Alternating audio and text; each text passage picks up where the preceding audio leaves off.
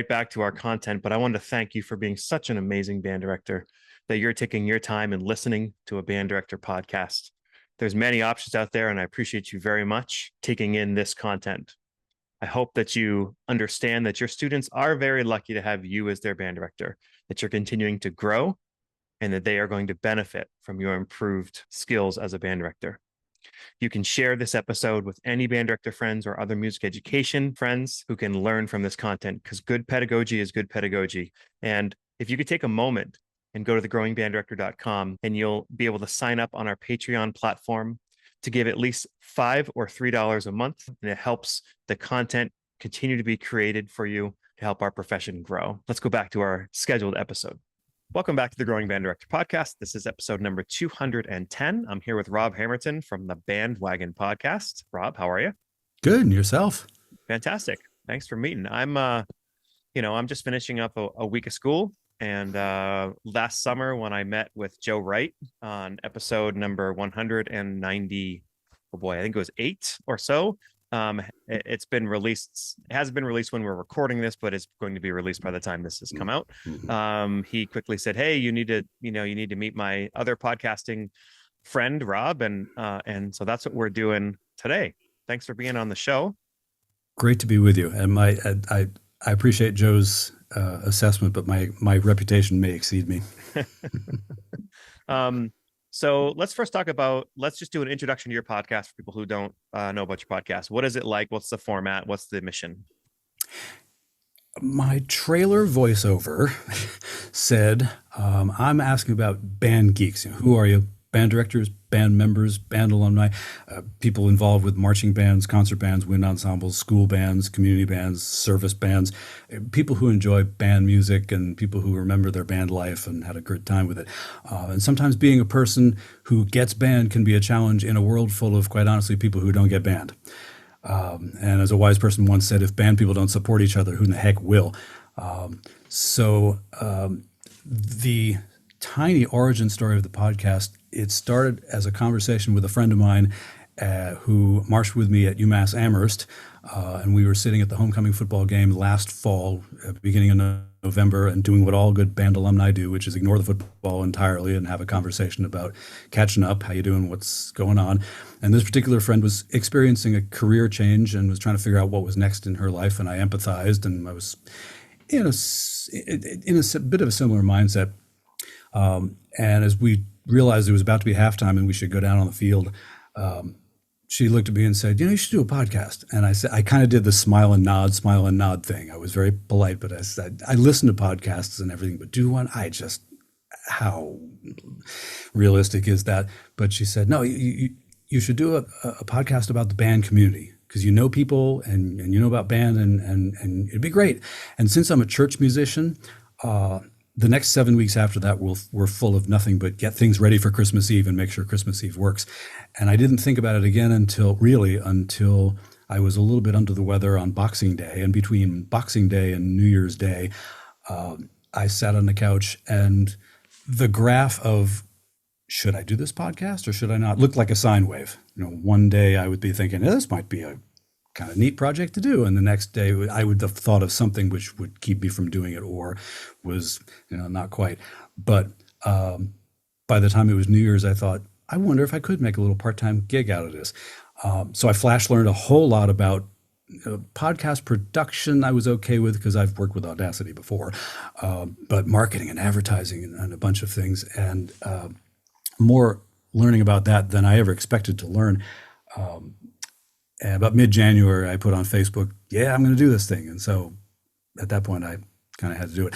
But I think my philosophy of it was there are, not a massive amount, but there are band director podcasts out there, and I didn't want to reinvent the wheel. And also, I'm not sure that I'm the guy to pontificate about pedagogy and the super nitty-gritty music ed. My music education experience, in terms of how I felt it went and did I feel like the students were learning stuff and having a good time and all the important stuff about band, I felt like there was success there, but I didn't feel like I was going to be the guy to write the book on it. And also, with a nod to my friend with whom I marched at UMass and in high school, um, every so often you got to trust the people outside your head Hmm. to look at you and say, this is what I think you're capable of, even if you don't. Yeah. So I felt kind of honor bound to give it a whirl in that way as well. And I also think that it allows me to bring people on to talk about subtopics of the band world that I don't know a super lot about: color guard, drill design, playing a brass instrument, since that's not my thing really. And I've had people on to talk about their experience as band parents. So I felt like there was opportunity to kind of swerve this way and that as far as what the topic of each episode was going to be. Great. I love when I listen to parts of your podcast, it's like what is it, like the daily bulletin, right? You sort of have like it's like an NPR kind of feel to a lot of it, Ooh, where there's new and news and notes around the band world. That's pretty cool. yeah. The structure of the thing, I pretty quickly figured out that the centerpiece was going to have to be a conversation with somebody, because I didn't know that I wanted to listen to me for 45 minutes, strictly alone. And also the interview conversation thing was going to facilitate the learning about other parts of the band world. But so I thought, okay, I listened to enough podcasts whose structures I kind of like, and they've got this segment and then this segment and then this one. And I thought, again, why reinvent the wheel? Kind of use that as a template. And I thought marches have a first strain and then a second strain, which is in the ballpark of the first strain, and then the trio is something different, and then the dogfight is something kind of out there. And then I don't want to do the trio again because you've heard it already, but I'll go and do a coda, a little tiny thing there. So news in the first strain, and it's remarkable if you look in the right places on the internet. Every week there's a news item about a band somewhere or a band director somewhere coming and going. There is news. How about that? So news, and then commentary or advocacy or something like that. The interview in the middle, where we kind of change keys a bit, and then the dogfight usually is either a dumb band joke or or some story somehow. Or early on, I went and did band-related internet rabbit holes of the week. I just watched 45 videos in a row of the President's Own. Let's talk about what that was like. In that particular one, it was the President's Own digital rehearsal hall. They put up like 10 videos, and of course, I binge watched them all, kind of thing. So it seemed to make sense for a band podcast to have a structure like a march, I Cool. guess.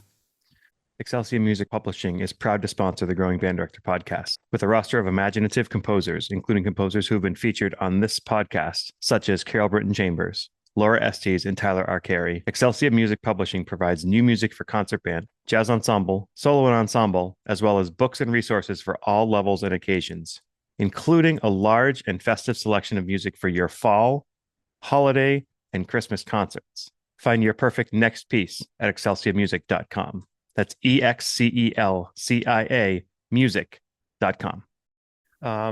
So the Growing Band Director started in February of 2022 with my late friend Jeff Smith, and we would have lots of conversations around being a band director.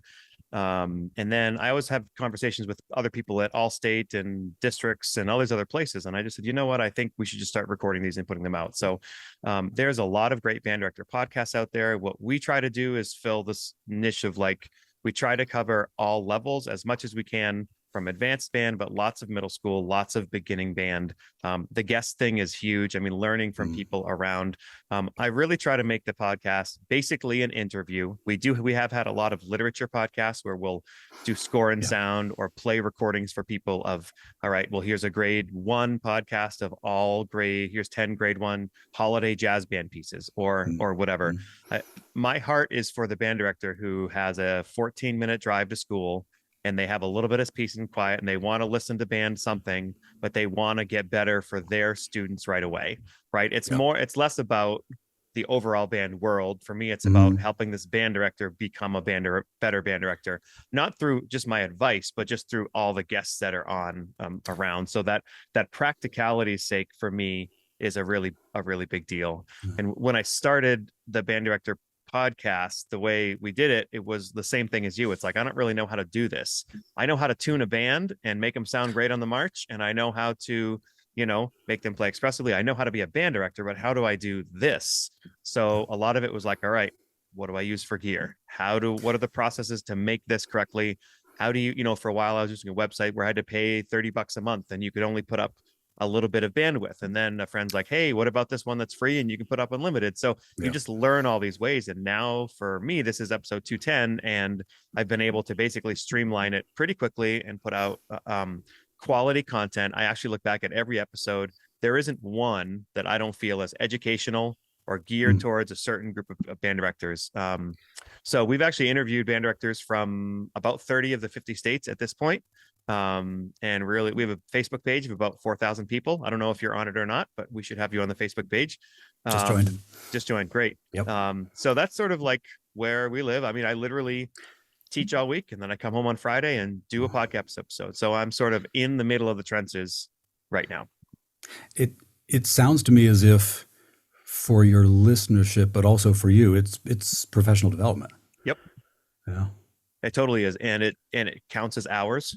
My district has approved it to count for 45 of the 90 hours over a 5-year span, even though it's way more than 45 hours, but no one thing can be more than half is our rule. So, okay. And I've actually written letters for people who are requesting to have listening to the Growing Band Director podcast count as professional development for them.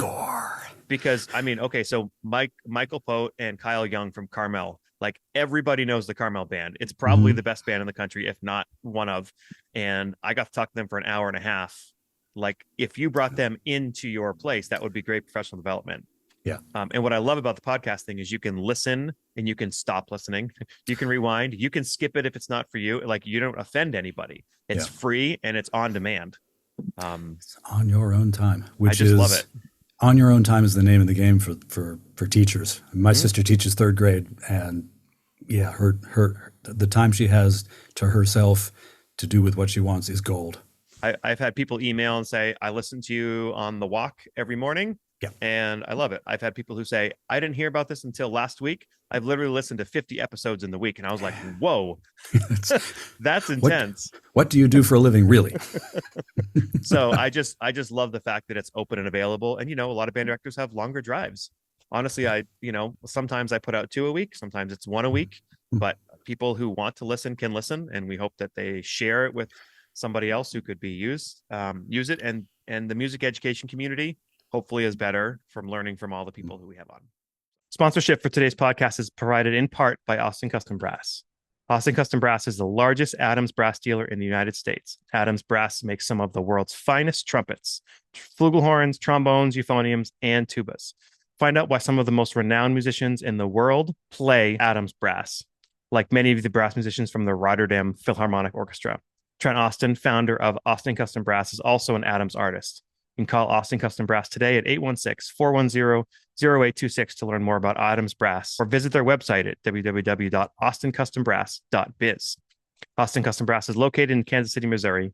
You can visit their shop to try Adams Brass instruments and many other brands of instruments, or you can call them online, have stuff shipped to you. They work with an entire band program. You can do bids in the PO process and fit within your budget and all that. They are an amazing resource for brass players. Check them out.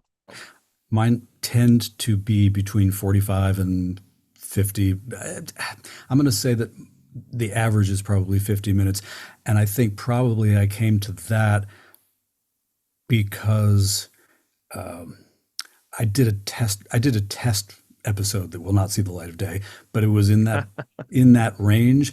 And also my commutes in my whole life, from right out of college until pretty much now, my commutes to any job have been between 35 and 45 minutes. So at this point, I pop in a podcast and I'm good to go. Yep. So that was part of my calculus. Yeah, well. I've gone through that, and so one of the crossovers I did was with Music Ed Insights, which is Alan Fire and what is his name? I'm going to feel really terrible that I forget his name. Me too. We're together. Steve Shanley. Okay. And theirs is like 20 minutes. They cut it down a lot, right? Yep. For me, I just want to have the natural conversation. And if people Yeah. shut it off partway through, they do. I mean, Joe Rogan is 2.5 hours. Oh my Right. God. So like some people just go. Jocko is 3 hours. Like Yeah. if it's a good conversation, we just go. I'm usually in the 40. Sometimes it's up to an hour and a half, but again, it's just what it is. I don't really cut almost anything. It's kind of just like, here's a natural conversation. But I am a busy father, band director, trumpet player. So I'm a simple human who values my time, which means if I feel like I'm bored with the conversation, I know people will probably be bored too. So when I'm having the conversation, I try to move it along and steer it towards, okay, what are we talking about here that can actually help people? And how can my band get better for next week? Right. Yeah. So well, one thing I love about band directors that are effective is that they just find a way to figure it out, whatever it is, like, okay, this is my band, or this is my student, or this is my section. Here's where they struggle. How do we make them better? Yeah. And I got to say, it's the exact same thing as starting a podcast. It's like, this is what I don't know. How do I figure it out? And how do I learn from people? And with relatively quick turnaround time for a podcast and instant turnaround time in a classroom or in a rehearsal hall, you point to that didn't work, never doing that again, or that works, I think we'll go back for that. And it's on the job training. It's not, but it's instant quality control. There are those teachers, and I always look up to them. Sometimes I think I'm one of them. Sometimes I think I'm not. Where like you could just be, here's the teacher, here's the band. Just give them a year. The band's going to be great. Like they're going to figure it out, no matter the instrumentation, no matter the level, I guess within reason. I mean, there's always within reason, but that teacher will find a way to help those students grow, feel successful, and put on really quality performances. My issue, I don't want you to forget what you're going to say, but my issue is that I've then become really good at getting bands to sound good. And I'm working now at this point in my career on helping students become more individually driven, and how do they help each other and create leaders within the program that I sort of oversee, rather than making sure it's going sort of my way to sound good. Yeah. I'm going to go out on a limb and think that I just within the last week or so did an episode that it's a rare one with me, but I suddenly realized that I hadn't at all in 29 episodes talked about anything but the UMass band. It's not entirely true, but it's fairly close. I mean, a lot of my great band experiences have been from the UMass Amherst world. And so long story short, I'm looking around realizing on my resume are 3 or 4 other groups that I've been with in whatever capacity that, there are stories to be told. So I started with where I started teaching. Officially, I started teaching in North Reading, Massachusetts. I was there for a year because their schedule, long story short, they had band and chorus happening at the same time. And for the people who weren't doing both, they had to put them somewhere. And so they hired me right out of the graduate program that I was in, and that's a longer story too, to teach what they called an enrichment course. And that was a case of figure something to occupy these children with, these high school kids.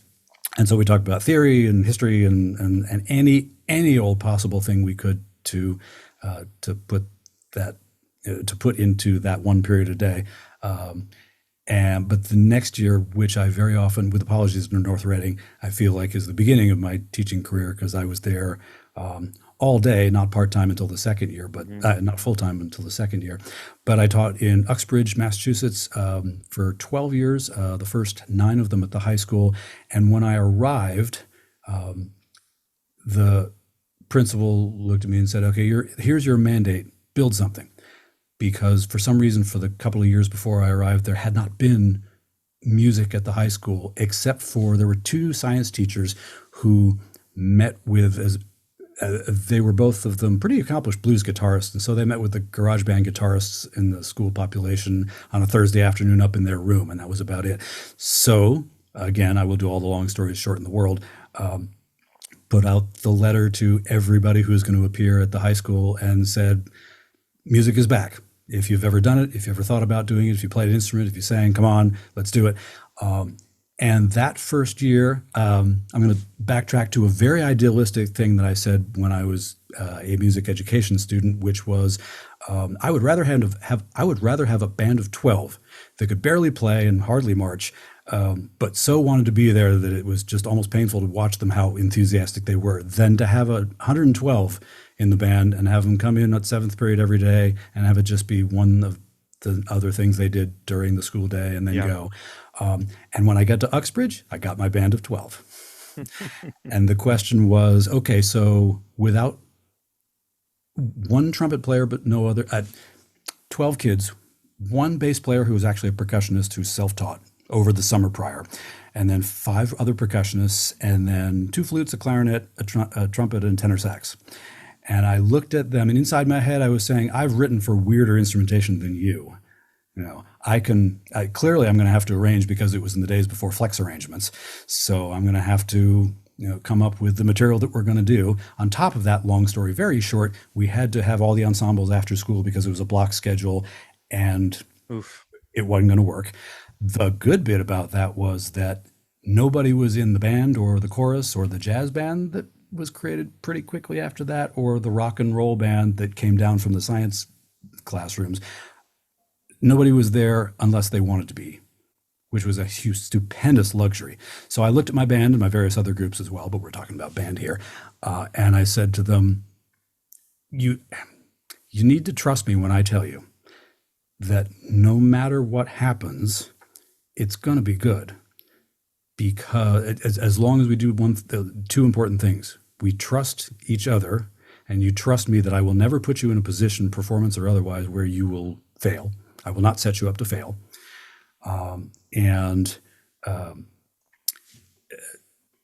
So trust and believe. And God love them, those kids, those 12 kids. And our first concert was in April, because that's when it was going to work. We figured out pretty quickly that, we're just getting off the ground in here, and December is probably not going to be a time, and that's okay. We make our own rules because there's nothing else in town to compare us to, so why not? And then we played at the in-school Memorial Day observance, which was the first time that the general school population heard us, and kids did well. And the next year, long story short, I didn't think I wanted to put 12 kids out there on the marching band field exactly for football games. So we went into the gym for basketball games, wherein we sounded like Michigan State. And the student section was all bouncy about it. And by the time we're into the middle of year 2, kids are hearing from their peers that, the band's really cool. It's really cool that you're doing that. And I said, you must understand, do not take this for granted. This is a big deal. But I think that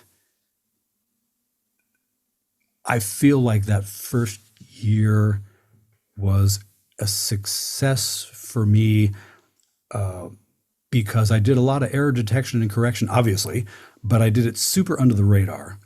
My main focus that year had to be encouragement. It had to be, and the kids weren't stupid. They knew when it didn't exactly sound great. So we went back and dealt with it again. And I remember before one concert, I'm not sure whether it was that first year or it was the second, but it was one of them.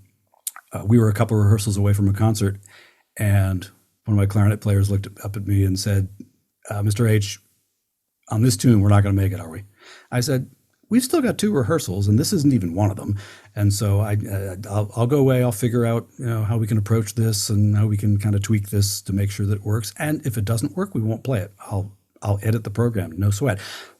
And I said to them, in my heart of hearts, and every band director would love to have an audience full of people who understood music theory and understood intonation and balance and blend and all the other things that we scream and yell about all the time.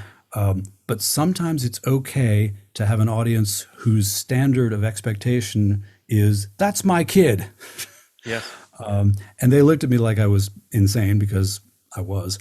But after the concert was done and we'd done that piece and it worked well, a couple of the kids said to me, I think I get what you're talking about. I said, don't think hard about it. But the early part of my time, pretty much all the way, but particularly that first year and a half, 2 years was a whole lot of do the error detection and correction so they don't even know it's happening. Yep. Because it's not in my best interest. I mean, most of the groups that I've been with have been volunteer ensembles of some kind. I'm a church musician, so there's one or two volunteer ensembles, and I'm with a community band now. And anywhere I've been, it's never been in my best interest to tell people to go away. I've got to keep people. So in order to keep people, I'm going to gently correct them so they have no idea. I wanted to mention something that you were talking about in your first year back at North Reading that I just have an opinion about and a thought about, and I wanted to share it. So you were talking about how you were hired for some sort of musical enrichment. Yeah. And if I go back, I guess, almost 15 years ago now, for a while at my school, we had music history and we had music technology, what it was like before all this technology we had now. We had music appreciation, all these things. And then one year, the whole faculty got together for music and we said, you know what? We're not going to teach any music classes where we're teaching the kids about music. We're going to teach music classes where the kids are making music, no matter what. So at the classes we have, in addition to the performing ensembles, are guitar lab, piano lab, period. We don't have anything where the kids don't come in and make music. And I'm telling you, if you do a piano lab where every kid is plugged in, if you can teach a 75-person wind ensemble effectively, you can teach a 10-person piano lab. Yep. And they can play on their own. They can play with you if you decide to do that. You can do lessons. You can do individual time. We structure it so that kids are making music, because we found out when they weren't making music, they were problems. But the minute they were making music, they loved it, because everybody loves to make music. And one of my early colleagues, Michelle Snow, she did this great thing where we used a lot of current pop tunes, and we literally just wrote the names of the notes down on the paper, not like the rhythms and musical notation, but literally C, C, D, C, F, E, C, C, D, C, G, F, right? So the melody kids, tabs. Right, melody tabs. So the kids are just seeing all these pop intros and tunes they know. And we have these little slips that you can line up and it labels the keys for you, right? So these are things. So like day one, kids are learning like 2 or 3 tunes. Now I know there's music education people driving off the road right now. They're saying, wait a minute, that's not how you teach the piano. Well, I had a clientele that I was going to have for a semester, and we wanted them to get, so in their life, if they sat down at a piano somewhere along the way, they could go, oh, here's a tune I know, let me play for you. Yeah. Now, we always work also out of like the Alfred piano book. So they're learning C position and they're learning grand staff, and we're reading rhythm and doing all that. But that's not the first thing I do, because for me, if I'm teaching all like a beginner classical piano might learn, my students, the high school level, are just going to hate it. They're going to bail. A lot of them. I guess that's a generalization, but a lot of them will hate it. Most of them will come away, if they're learning tunes, like, hey, I like this. Like In the End by Linkin Park, that piano intro is simple and it's actually musically pretty cool. So we find that teaching those classes is a blast, because kids love it. They're always full. Kids always want to be in there. And they're making music, and word of mouth helps. So I will no longer teach a music appreciation through sitting and having me lecture or play videos. It's music appreciation through making music. Pretty quickly in the North Reading thing, I discovered that on the days when the chorus was in the big room and actually the chorus was in the band room and I was in the auditorium with I don't know, I'm trying to remember, 10 or 12 or 13 band folks, the instrumentation wasn't too bad. So I scraped together some things, either wrote some things out real fast or found some things that I'd written for other places and see if they could work. Generally speaking, I guess I saw the band kids a couple times a week and the chorus kids 3 times a week. So for the band kids, one of the days was, we're going to deal with, as long as you guys sit and already read music, theoretically, we're going to dig into that. And then the other day, we're meeting on the stage and make sure your instruments are in, and we're going to play and whatnot. With the chorus kids, on the 3 days of the week I had them, we just stood around the piano. I made lead sheets for tunes and we just sang. It was partly, they hired me right around Columbus Day. So it was kind of like, get in and go. And, Yep. and I thought, I got to have something right away. And it turned out that that was the best way. You're right, the best way to engage them. And I took that and transferred that to the music electives that were set up in Uxbridge when I arrived during the block schedule. Originally, they were, well, all the way along, they were called instrumental music and choral music. And I'm sure that the administration thought that that meant band and chorus. And pretty quickly, I looked at them and said, yeah, not everybody can schedule it. And even so, do you want your band students to be spending 25% of their time at the high school in band? I don't think you do. Because I think the there's 4x4 block schedule doesn't work. Oh, it's just, just so like within seconds, I thought, I don't care for this. And not because I did the 8-period day as a student and that's what I knew, even though that's what I knew. But I just looked at that and said, hey, no.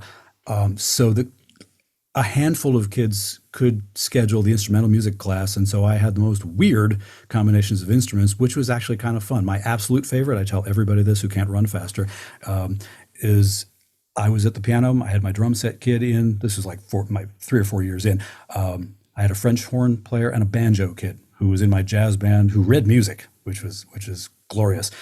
And the first day, we all looked at each other and said, "What in the world are we going to play when we come in tomorrow? Because I've got to arrange something." And the French horn guy Ryan looked at me and said, "Well, obviously." Plunk, plunk, plunk, plunk, plunk. Yeah, da, da, da, da, da, da, da. I said, sold. I'll see you next time. I'll see you next time we meet.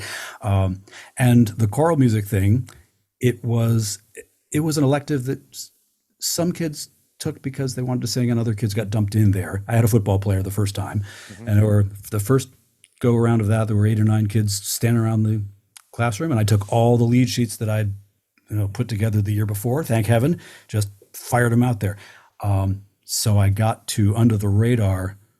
I didn't say it outright, but in my head, I'm thinking, I can't let you graduate high school unless you know who the Beatles are, unless you know who Duke Ellington is, unless you know who Louis Armstrong is, unless you know I had a laundry list of about 15 performing groups. I was stunned at the number of people who did not know who the Beatles were. I said, oh, children.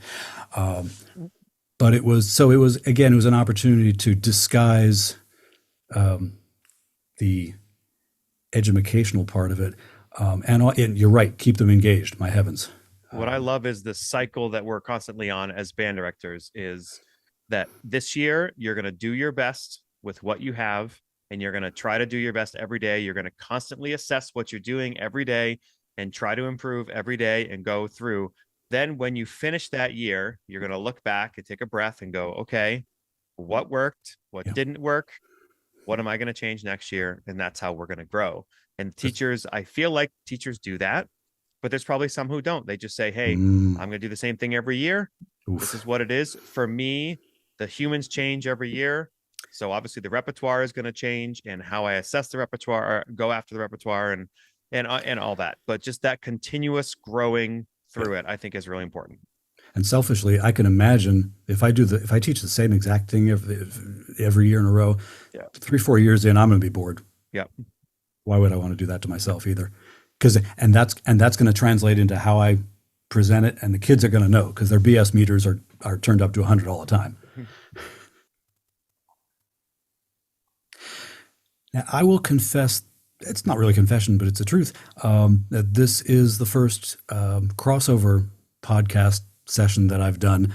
And it was one of the things that pretty early on, I thought it would be kind of cool to not just podcast in a vacuum, but actually talk with other people who have done it, particularly in the context of music and band and music education, that sort of thing.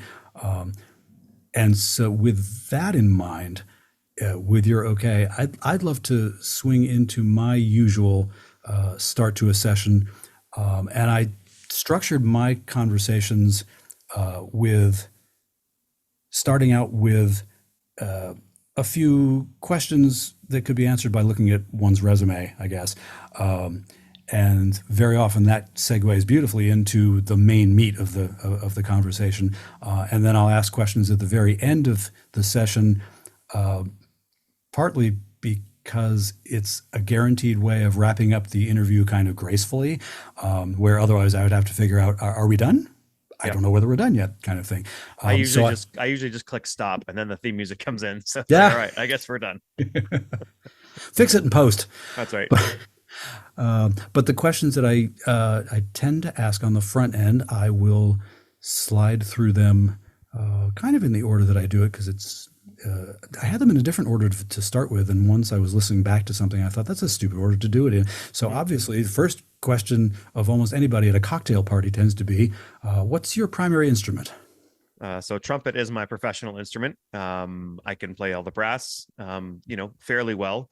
And I'm a functional piano player. I obviously read music. I'm a band director, but if you give me a complicated piano piece that I have to read, I won't do very well. But if you give me, a lead sheet with changes and the style we're going for and all that, I can kind of make some stuff up pretty well. So Were we separated at birth? That's where I am. If you give me a Mozart, I'm going to come back to you 6 weeks from now. It's not going to be good, yeah, but it might be close. But chords and slashes, off I go. all day. Uh, yeah. How'd you get playing the trumpet? So when I was in fourth grade, so my uncle Lauren was a trumpet player, and he was in the military and all this. And I always remember him being a trumpet player. So then I remember seeing a trumpet player when I was in fourth grade at the high school band concert and going like, I'm doing that. And then Mm. actually I listened back to it when I was later on in high school, and it turns out that trumpet player was not the strongest trumpet player. But it's funny that like I had no concept that what I was listening to wasn't amazing. Right. I thought it was amazing. And as a band director, I look at it and go, oh my gosh, that's the worst trumpet player I've heard. But it was funny that didn't matter. when So you're when you're 8, it no. I started on my uncle's 1955 Pan American, which is a student trumpet from the mid 50s. And I played it, but it's got some raw brass on it. So as a little kid, it wasn't as shiny. My mom surprised me with my brand new Holton Oh. trumpet, which is, as we know, is like a beginner trumpet, but they're great Mhm. because they're tanks. And I played that for a few years, and that was like my shiny gold trumpet. And all that. When I was in high school, I mean, I had a great middle school band director, Tom Scavone, who went to Connecticut afterwards. Great high school band director, and people might recognize the name Craig Skeffington as an arranger and writer for jazz bands specifically. Then went to college and at UNH and had Andy Boysen Jr., who is a Mm. fantastic composer that a lot of people know of as well. Yep. And I've had great mentors along the way. So I would not consider myself a performer. I do not believe in those who can't play teach. I feel Yeah. like I was kind of born a teacher. I honestly would love to see my band perform and not even conduct them. Like I would love to prepare Mm. them and then have them perform, and I'll sweep up afterwards with as the janitor. Like I'm not into being on stage at all. I do it for my students. So because of that, I don't really play out too much. I play with my kids and I love to play, but pressure performance where I'm like on, like Yeah. it's just not Yeah. something that's fun for me. It's more stressful than anything else. Interesting. The thing about performing,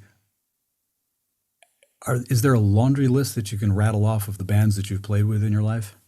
So not a lot. I mean, I played with Portland Jazz Orchestra, which is a professional group here in Maine for a handful of years. I started to get some dizziness issues, and honestly, my kids were young, and it was the gigs were until Thursday until 10 o'clock at night, and I'm like running marching band and two big bands and school and like little kids. Like I went, okay, I kind of just need to stop Yeah. this. And so I mean, before that, I obviously played through college and big band, and we played Handel's Messiah, and like I played all the trumpets and I did all the things and played in marching bands and when I was younger and all that. But once I became a teacher, I really kind of devoted myself to that.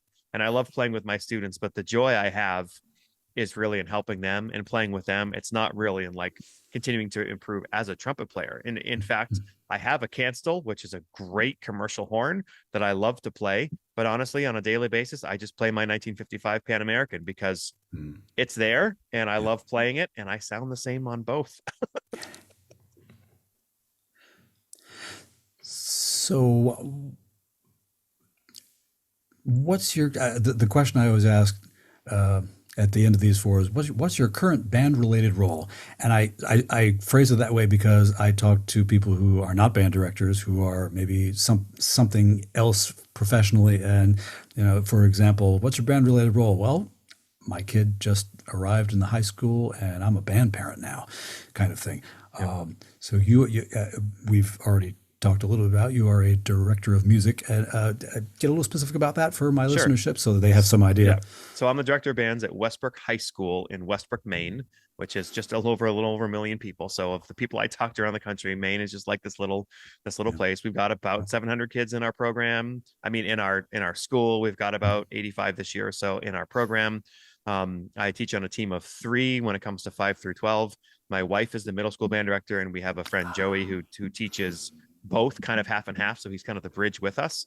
So here's a secret: marry a wonderful woman who's a fantastic middle school teacher, and then teach all the kids that she teaches. Like that's my secret right there. So past that, I've managed bands all the way through Maine, as far as the all-state band, jazz bands, and all this. And I love managing because you can bring in people from everywhere and learn from them, and help them select literature, and that's pretty awesome. Obviously have the podcast, so I sort of have a role in the band world that way. I also would like to announce here that I'm excited this year to be at Midwest, not only going as a participant, but I'm going to be able to be part of the Excelsior booth. So we're going to have a table there with microphones just like this one, and a place to kind of meet composers and see people, and if people want to jump on and actually have conversation and record it and all that, we're going to do those live from Midwest. So nice. For my listenership, everybody at the end of this, go to the show notes, have a look at the links, go visit the Growing Band Director podcast. When you click on the YouTube video that is an episode, the first thing that'll come up is a really glitzy graphic. But then after that is going to be a little tiny promotion for Excelsior. Ladies and gentlemen, he's from Maine, but that's not the Maine accent. That is the name of the company. Yeah. Yeah. And I will say, if anybody wants to support the show, it's just a shameless plug. If they want to go to thegrowingbanddirector.com, $3 a month, you can help keep the content coming to you. I don't do shame here. This is important. We've got to keep these projects going. Yeah, for sure. So I think probably the thing that strikes me, I was thinking about what we might be talking about today, and I wasn't sure that all of our listenerships were going to be super thrilled about hearing people talk about the nuts and bolts of podcasts exactly.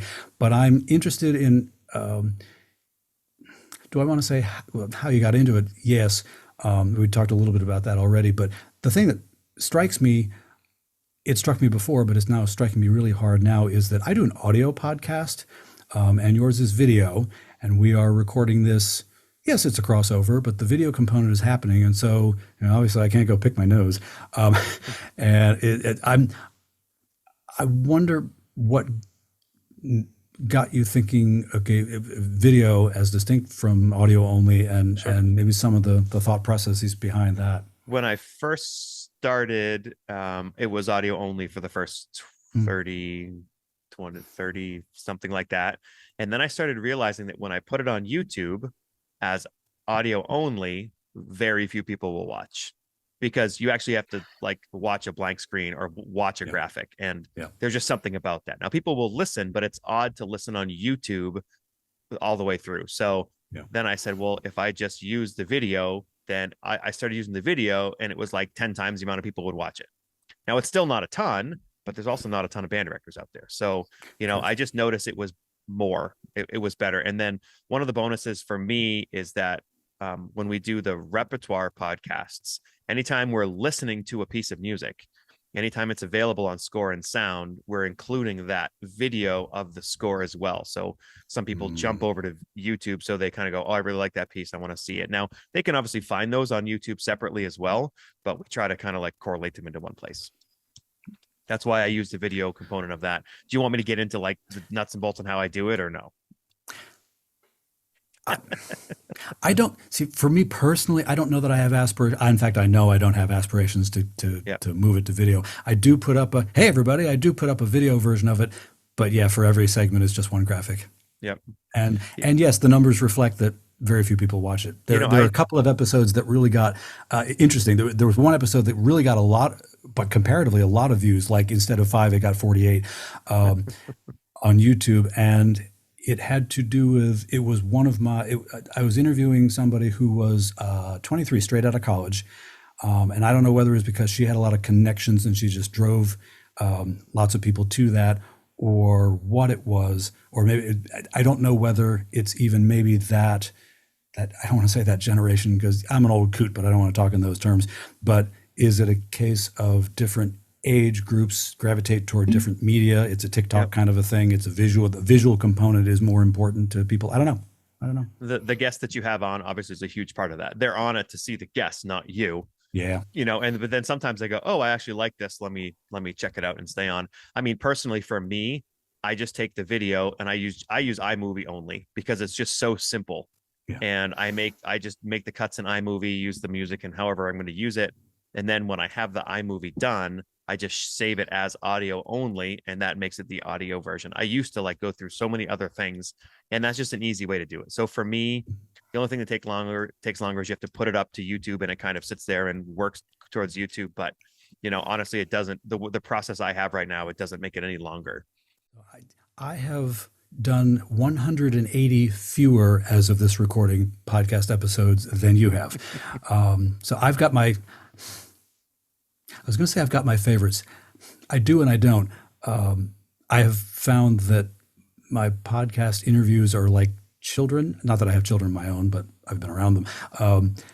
In that you love every one of them and you can't find a favorite one. You love every one of them for different reasons, and sometimes for reasons that you weren't expecting. But somewhere the conversation took a turn, and in a couple of cases, I thought I would never have thought to ask that. But boy, that's going to be the title of the episode, pretty much. I wonder if you've got a lot of them to choose from. I wonder if you have. Were there highlights of them, either great people to talk to? I mean, you talk to a bunch of people that I'm just looking at going, maybe one day I'll be of a kind of pedigree to be able to chat to that person. But are there favorite people you've talked about? Are there topics that have really hit big with your listenership? For sure. So I have a bunch written down here that I wanted to hit because when you asked that, I just thought it's a great question. First of all, the pedigree is nothing. Like there's no pedigree. It is simply people want to share. And they want us, if they've learned from somebody else, they want to share with other people. So when I get to talk to Peter Boonshaft or Scott Rush or Bobby Lambert, they're not like, hey, what's your, give me your resume before I say yes. They're like, oh, this will help people. Yes, I'll do it. The big thing I've noticed is teachers who run quality programs. Every program's different, but they all have the same things in common. And that's why, like on the bottom of the banner for the YouTube, it says relationships. I forgot what it says, literature, pedagogy, like it's all the same, it's about people.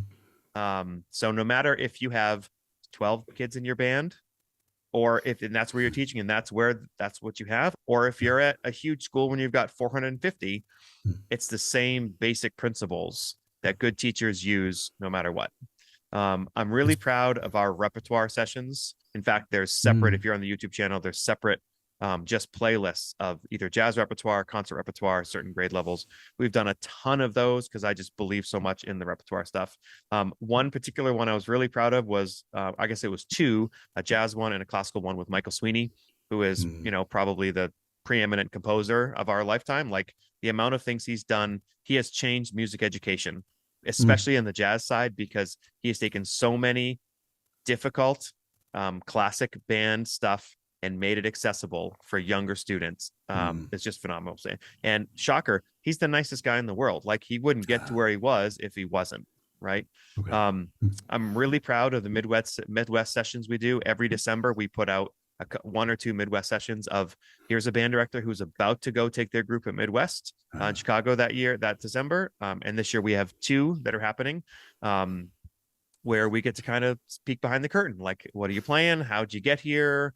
Tell us about your great program and all that. And lastly, I'll say a really practical thing was the rhythm train. So the rhythm train method was developed by Steve Massey in the Foxborough School Department. And when I was with Aaron Bush a couple of years ago, I kind of learned about this. If anybody wants to look up Syncopation for the Modern Drummer by Ted Reed, it's basically a set of rhythms where drummers play time, and then this is like left-hand snare drum pattern practice. But what he would do is that he'd have the students with the drummer playing time, students move side to side and bring their feet together on 2 and 4, like right together, left together, right? Like old guy dancing. But you do that, and then they would pat the backbeat, 1, 2, 3, 4, 1, 2, along with the drummer playing, and then they would sing the rhythms. Do dot dot da do dot dot, and it's a full body experience. You do that a bunch, you play it a bunch on different notes or however you want to do it. But the minute you incorporate the entire body, the pocket of the big band got so much tighter. I mean, I've been teaching big band 20 years at that point, and I'd had some good bands. But that year, and since then, the pocket is so much cheaper because it's about the full body experience. And that's one of the things I was really proud of. I think that was part of the episode. It was somewhere in the 40s, like 42, 43 with Aaron Bush from Foxborough. We talked about stuff like that. So I just love how practical it is. And those are sort of some of the things. You're right. 210 episodes and there's more planned coming. Like it's hard to choose because every single one of them I'm very proud of. And the people I was able to talk with on it were the reason why it was so great. I just love, I love all of them, but hopefully those are a couple that that people might like. Yeah, I am figuring out from an analytics standpoint of how valuable it is to have people come on the podcast that can talk, that can speak to topics and do it engagingly. As we're recording, the one that went up this week is probably the least successful of them, and it was just me. Yep. Note to self. Yeah, we're not made to talk to ourselves. I mean, we do that, but we're made to interact with people. So sometimes there have been only a couple of moments where I've looked at it and said, I had an interview set up and we had to reschedule, and it's 3 days before this thing drops, and I got to put some material up there because I am committed to Monday morning drops. Yep. Monday morning at 6 o'clock, it goes up, heck or high water. Well, you've learned, like this is podcasting 101. Be consistent. Your listeners have to know when it comes out. Yeah. And if they know it's every Monday, or for me, Monday and Thursday when I have enough episodes, or once a month, whatever it is, or daily, like how great would that be to like actually have a daily band podcast? That'd be so cool. I just think that, and we all have our other podcasts that we love to listen to, no matter what it is. And if they stop coming out and they're not consistent, you just end up finding another one. So if you want to be successful, you got to be consistent. Yeah. I know that I click on the link on my laptop and it comes up on a Tuesday afternoon, and if it's not there, it's just like teaching band. Like if you teach tone every day, if you're consistent, it'll be good. It doesn't have to be intensity. It's not intensity, it's consistency. Yeah. Oh, I'm learning stuff I knew I would. This is neat. At the end of my interviews, I mentioned this briefly, I do go into questions which are far less resume based, and a lot of times I think to myself as the answers are coming at me, we could do a return state visit with this person and talk about that. So I'm always curious as to what's going to come out of that. But my closing questions, which is not to suggest that I'm ready to stop now, because this has been a great time, and I could, as Captain America says, I could do this all day. I am getting near the end. I'm headed off to a soccer practice with my son in a little bit. So there is time to consider, and time frames are important. So therefore, the questions that I tend to go to, which are always kind of fun, and different people answer the same way for different reasons sometimes, and that's the fun part of it too. Is there a favorite band piece of yours that you've played or conducted? Man, there's so many. First of all, a general statement: play old music. It's good. Play new music. Some of it's good, but play what works for your students. Don't just play new music. New music's good, but old music's really good too. Like if you don't ever play Kentucky 1800, you're missing something. Yeah, that's such a great piece of music. That's not right for every band and every personnel, but it's like one. I did want to mention a great piece. 4 Shaker songs by Frank DeKelly. It is a 4-movement work based on simple gifts. The last movement it is gorgeous music at the grade 3.5 level. It is not that hard. It's gorgeous. The 3rd movement is called a Shaker gift song. You can also buy it as just a separate piece. It's slow 6/8, or I guess slow, but 2 beats a measure 6/8, and it's just gorgeous. That's a great piece. I'm mentally taking notes because I'm always looking for things that are with my community band. Yep. Famously, we play marches and show tunes, and I am all over that. I mean, I will play a Robert Russell Bennett medley from Camelot, or equivalent any old time. But if there's something that's popped up in the last 30 years, like DeKelly has, that will it will push them, but not too much, and it Yep. will engage them, but way too much. Yeah, that's Programming is really important. And a lot of people who are members have access to all of our repertoire lists that we've done of all these things too. And so it's one of the bonuses. So to follow up on that in 180 degrees opposite, is there a band piece that you have never played but you'd like to? I'm not sure I'm ready to answer that. I'll say one, and I'm going to say Colonial Song by Granger, because I haven't had a group that could do that justice, but I'm also torn because I'm not in a place where I just want to play harder music. I want to play music more deeply. In fact, I have a Growing Band Director podcast shirt that I bought for myself and my partner at the high school, Joey. It says good, simple, soft, simple music, good. And that's it. Like, so I like to say Colonial Song, but there's also a grade 3 Douglas Wagner arrangement of Colonial Song that is gorgeous. So yeah. When I've gone to the New England Band Directors Institute and they've had the reading sessions, the grade 3-4 session is all kinds of pyrotechnics going on and whatnot. But apart from the jazz reading session, which is absolutely my favorite thing to do, of the 2 reading sessions for concert band, I always enjoy the grade 1 and grade 2. Yep. Because it's music that I'm looking at it from the perspective of, I bring it to my community band, they would knock it down in 30 seconds, but you can focus on making great sounds, making great music. There's a great piece I just found that I'll share here. I use great. I think it's great. It's a really cool piece. It's a grade 1.5. It's called The Tears of Arizona, and Arizona meaning the USS Arizona that was sunk in Pearl Harbor. Okay. And it refers to the oil that still leaks out of the USS Arizona. So the beginning and the end are like kind of somber, but the middle is like this super cool, prideful 3-4 section, like of the ships in its heyday with the sailors on it and all that. It's a grade 1.5 by Brian Balmages. It's super simple, but again, if you're doing it around Veterans Day, or if you want just music that kind of plays itself that is a little different, this is one of those pieces. Note to self, for sure. Also, hold on, Hymn for the Fallen? John Williams. Is it Hymn for the Fallen? Yes, from Saving Private Ryan. Yeah. Yes, there's a grade 2 arrangement of that by Michael Sweeney. That if anybody's looking for that, again, that's like veteran, patriotic movie score. That piece is awesome. And with my community band, I think, okay, in the vicinity of 4th of July, what can we do? Yes, that's one of them. Yeah. This question it's a hoot when the answers come by. Is there a band that you would like to play with that you haven't, either because you're not the right age or you're not living in the right period in history? Dave Matthews Band, but it would be just in a jam session, not in public. Oh, sure. Oh, that would be it.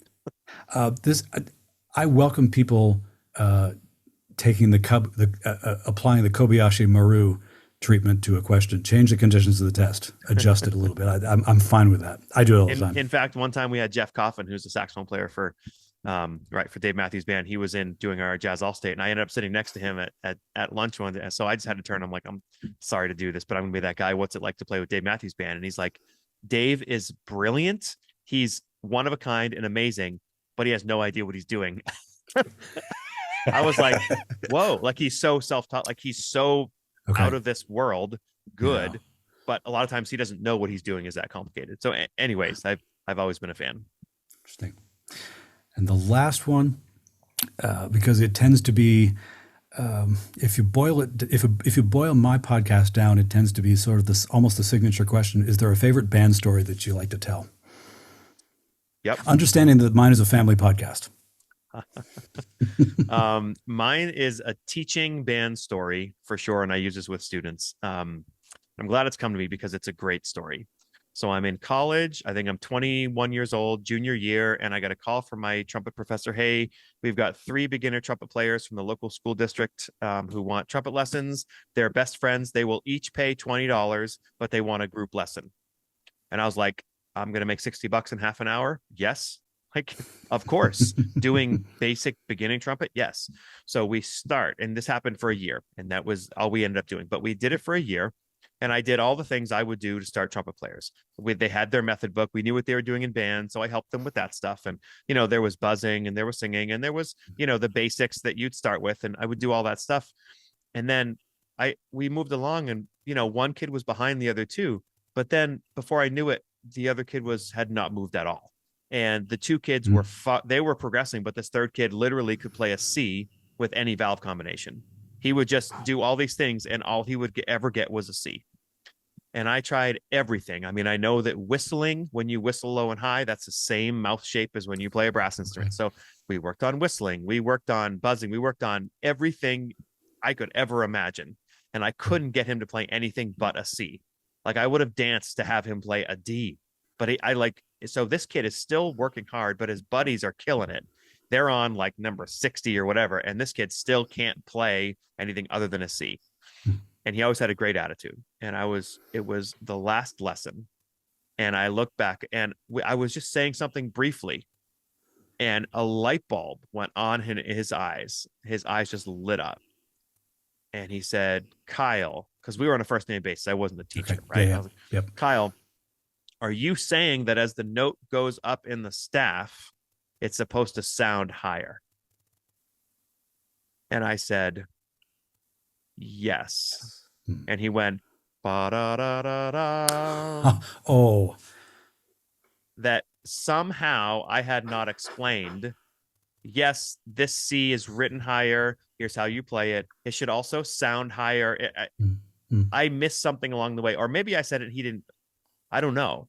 Yeah. But to this day, and I'll tell kids, I will always start back at the beginning. And when there's a new concept, I will explain it thoroughly so that I don't skip a step.